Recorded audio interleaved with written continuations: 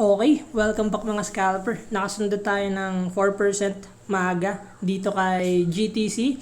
So after niyang mag-pump, nakita natin yung malaking volume and nagdadump na siya. So kung makita natin tong volume, din naghihintay ako ng pullback. So what happened is nag-enter ako, hindi ko pala na-adjust yung leverage ko, kaya kinlose ko agad and then nire-enter ko. So bakit nga ba natin pinasok to? So kung mako-consider natin na sa price action trader, naging support to, then nabasag niya, magiging resistance. So possible, dito tayo magte-take ng enter and yung take profit lang natin dito lang sa support niya, and yun nga yung nangyari, nakasundot agad tayo. So may natutunan tayo kagabi na gusto kong i-share sa inyo sa ICT na strategy. So kung makikita nyo tong tatlong candle na to and meron niyang gap dito sa dulo ng wick na yan and dulo ng wick na yan, dun tayo gumuguhit ng support or resistance niya or box sa gap.